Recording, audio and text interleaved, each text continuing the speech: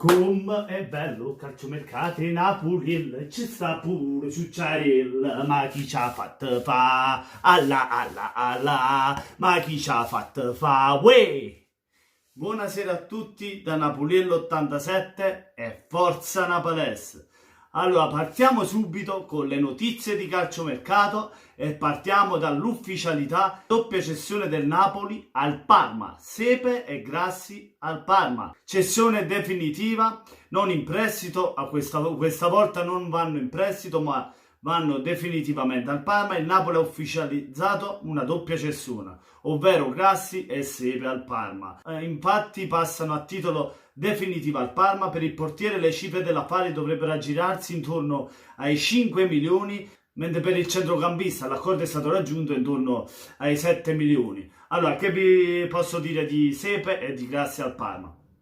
Allora, ottimi giocatori, buon acquisti per il Parma. Ovviamente non sono giocatori che ti possono dare quell'enorme salto di qualità, ma per una squadra che viene dalla Serie B dopo il primo anno e dopo averli avuti già in prestito sia Sepe che Grassi ha avuto poco spazio. Sepe ha giocato titolare nel Parma, ovviamente riconferma Sepe, lo prende a titolo definitivo così come Grassi. Potrebbero dare quella mano al Parma. Ovviamente Grassi troverebbe più spazio in questa parte di stagione, nella prossima stagione. Ovviamente tutti e due acquistati con solo i 12 milioni, si porta a casa due giocatori il Parma, niente male, dei buoni colpi per una squadra che comunque inizialmente potrebbe lottare per una metà classifica. Poi ovviamente se farà qualche colpo più grande potrà anche cercare di arrivare lì, almeno sperare di arrivare in una zona Europa League, anche se difficilmente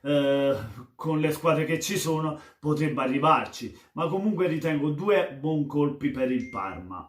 Che Sepe è un portiere, inutile da dirvelo, ha giocato al Napoli pochissimo, al Parma ha trovato lo spazio per poter addirittura giocare primo portiere, già l'aveva trovato nella scorsa stagione, mentre Grassi può giocare a centrocampo, esterno di centrocampo, come anche centrocampista centrale. Lo puoi utilizzare in vari modi, o esterno oppure centrocampista centrale, volendo anche trequartista. Grassi. Passiamo invece alla notizia del Udinese, calciomercato udinese. Becao ufficiale, arriva dal Bahia.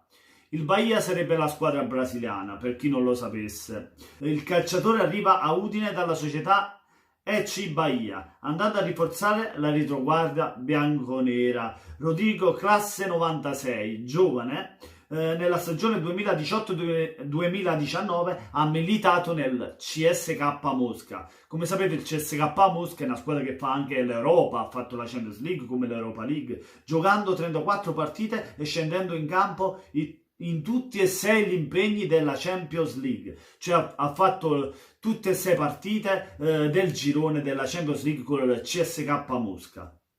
Con l'Udinese ha firmato un contratto fino al 30 giugno del 2024, ossia vero 4-5 anni. Soddisfatto il direttore generale Pierpaolo Marino, che ricordate Pierpaolo Marino era anche il dirigente del Napoli ai primi tempi, poi è andato all'Atalanta e ora sarebbe quello del Udinese, che scommette su Becao, pronto ad aumentare le soluzioni per Tudor, il nuovo allenatore che l'ha preso, cioè l'anno scorso, quando l'Udinese era in difficoltà con Tudor. L'Udinese è andata diciamo in una classifica molto tranquilla e ha fatto veramente delle belle prestazioni grazie al mister croato. È un giocatore di gran temperamento, un difensore moderno con ottima tecnica, è abile nel gioco aereo, è forte di testa praticamente questo difensore. Per le sue caratteristiche più forti sono il colpo di testa. Sicuramente adatto ad un campionato di Serie A come il nostro. Becao viene dal Bahia, come si è sentito, un difensore molto diciamo fisico, va sempre a contrastare gli attaccanti. La sua caratteristica migliore, come ho appena letto, come avete sentito, è il colpo di testa, sicché molto utile per l'Udinese un difensore del genere. Vedremo se potrà dare quella qualità in più alla difesa friulana. Passando invece dall'Udinese passiamo alla SPAL, D'Alessandro è ufficiale, D'Alessandro ve lo ricordate, ha giocato al Bari, ha giocato all'Atalanta nell'ultima stagione, che poi non è che abbia giocato, ha fatto la riserva, ha trovato pochissimo spazio nell'Atalanta, se ha trovato spazio, perché ovviamente si è visto talmente poco che la SPAL ha chiesto D'Alessandro, ha chiesto informazioni per D'Alessandro. Da quando c'è scritto qui, D'Alessandro è ufficiale, prestito dell'Atalanta con obbligo di riscatto.